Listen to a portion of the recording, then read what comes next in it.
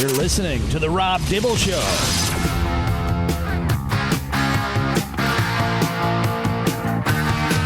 Welcome back to The Rob Dibble Show.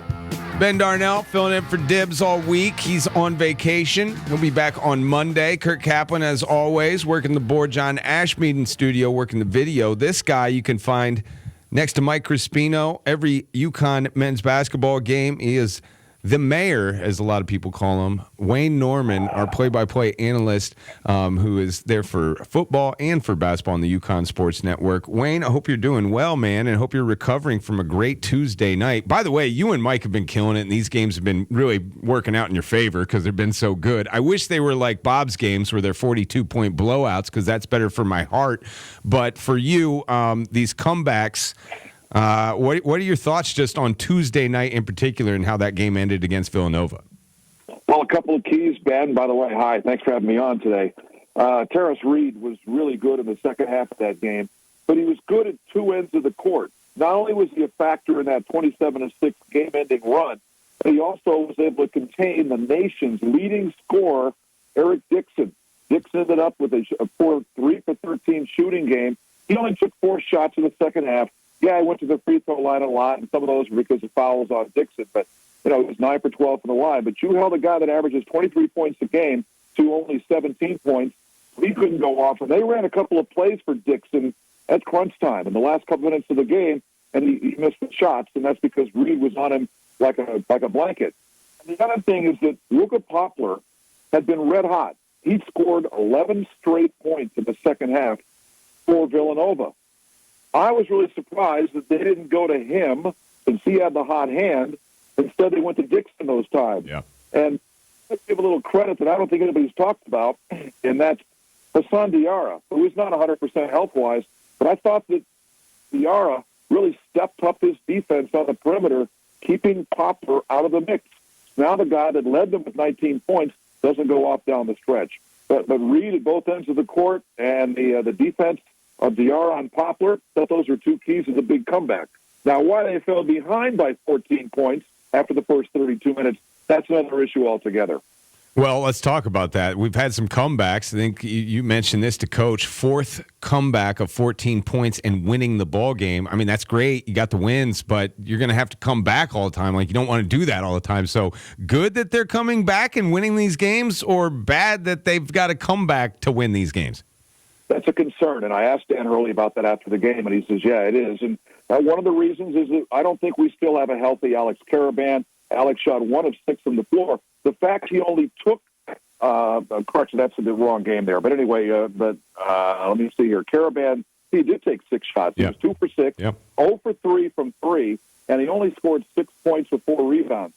You need Caravan to produce more than that, including from three-point range. But as we all know, his three-point shot has been off lately.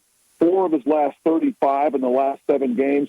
So other guys have had to step up, and that's why Reed became such a factor in the second half. And by the way, speaking of Reed, that he has become a factor in the games with big, bulky, big men. In this case, Eric Dixon. He was a factor in the first game against St. John's when St. John's has Zubi Ejiofor.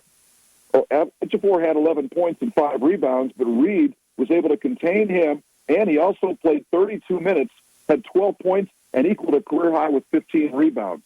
So I have a feeling that this Sunday in New York, you're going to be seeing another big game for Reed, who has the advantage of size, meaning width, over the more skinny Samson Johnson. Johnson's been good. He's been serviceable. He's had some very good games for UConn.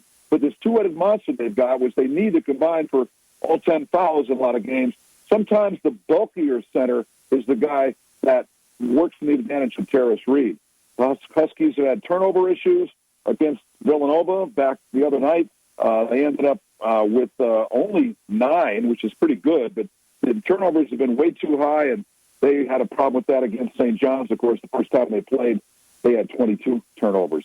So you got to take care of the ball. They haven't been shooting well. They've been shooting around 38% for the last 4 games combined, and their three-point shooting has not been good. You look at what Solo Ball did in that game against Villanova the other night. Yep. Ball didn't shoot well from 3. It was 3 for 9, but the rest of the team was 1 for 10. This is a team that was a good three-point shooting team, until about a month ago, and they've got to find other ways to score, and sometimes they don't do it. They fall behind, in this case by 14 points. Do we play above the rim enough? Now, Wayne Norman, I have known as a charter of all things dunks, but also on defense. And I don't know if it's because no Klingon. I don't know if it's just because of a different makeup of this roster.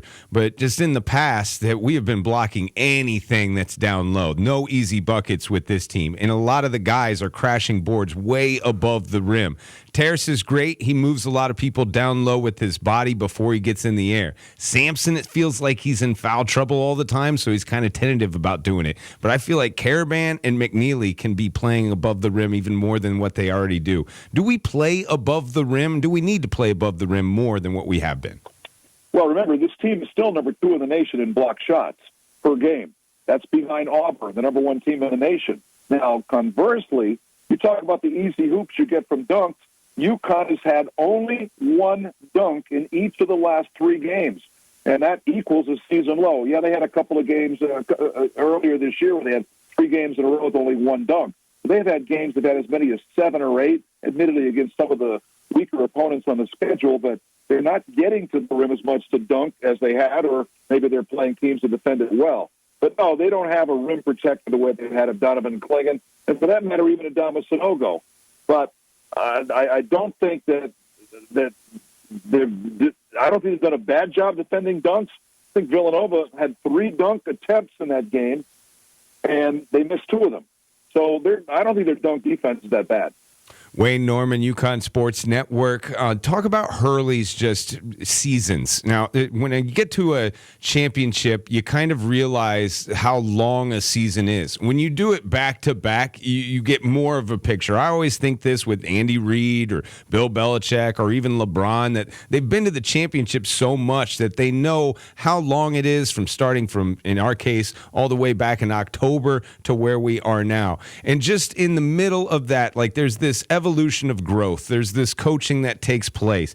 In the first national championship, the Big Ten game losing streak. Last time around, I know we were 37-3 and blowing people out, but there were bumps in the road and injuries along the way before they really became the team that won the title. Where is this team in that course of things, in that evolution? Are they on track or are they far behind from what they were a couple of years ago? Well, I think you've got a combination of some guys that are not playing 100%. We've already identified the Hassan Diarra. He's got the tendonitis in the right knee. I don't think Caravan is 100% from his ankle sprain, suffered in the first of the 2 Creighton games they played so far. And I'm going to assume now, the way Liam McNeely's been playing, that he's back to 100% because he's just been lights out. And as you know, he's carried the team. That 38-point contest he had at Creighton was an amazing individual performance and gave UConn an amazing win. But I just have a feeling that this team is not 100%. Then again, Ben, I think that a lot of teams around the country and in the Big East at this time of the season are not at 100%. So you've got to find other ways to win games. And the way they turned it on, though, when they were down 14, you talked about the fact they've done it 4 times this year. They've come from 14 points down to win. It's only happened 5 times in Dan Hurley's coaching tenure at UConn. The other time was in the COVID year of 2021 when they were at Marquette and they were down 18 in the second half, and they came back to win that game by 7 or 8 points. So the fact they've done it 4 times this year is a stunning stat. But then remember, last year in particular, but each of the last 2 years, they've been blowing teams out. They've not been in a position very often to be down 14. Yeah, they had that one game last year. Their only loss of January, February, March, April in 2024 when they were blown out by Creighton. Creighton was shot 14 of 28 from three-point range. But those other teams never were in the position this one is. By the way, since you like my historical stuff, I do. That was not the biggest comeback against Villanova in UConn history. On today's date, in 2012, UConn was down by 18 points in the first half at Villanova. Jeremy Lamb had a career-high 32 points in that game, but he missed a free throw with 10.6 seconds left in overtime. Villanova went coast to coast, got a layup to tie the game, and force overtime. And then, actually, that was in the overtime to tie the game, and UConn's got the ball with about 8 seconds to go. Shabazz Napier brings the ball down the court and launches about a 29-footer with 0.6 of a second left in overtime and UConn wins at 73-70, down 18. They come back to win. And another note on that game, George Blaney was the coach for UConn. Jim Calhoun sat that game after back surgery. Ooh, you like that one? Yes. Nice little nugget right there. Boy, I'd take a Shabazz Napier this week against St. John's. I'll tell you that right now. I will drop that one in on Sundays. All right, good. Excellent. It's sort of timely. Exclusive here. St. John's right now, Wayne, at 10 in the AP poll. Marquette, 16 in the AP poll. Creighton, a few votes. UConn, a few votes. Outside looking in the top 25. How many teams do you expecting from the Big East to make the big dance? I think maybe 5 can make it, but it's funny. The first 2 teams you mentioned there, the 2 highest-ranked teams, those 2 teams combined to force 47 turnovers against UConn in those 2 games. 25 by Marquette, in the game UConn won, and the 22 games at Gamble when St. John's was able to win that game as well. They outscored UConn points off turnovers 18-2. And while I'm not going to say, well, UConn can't turn the ball over against St. John's if they want to win that game, that's easier said than done. St. John's plays that way, the way Marquette plays. They're going to force turnovers. But one thing that concerned me, most games, including that St. John's game, we sit right there front row center. I was stunned, Ben, by the amount of contact that St. John's made on UConn players that was not called.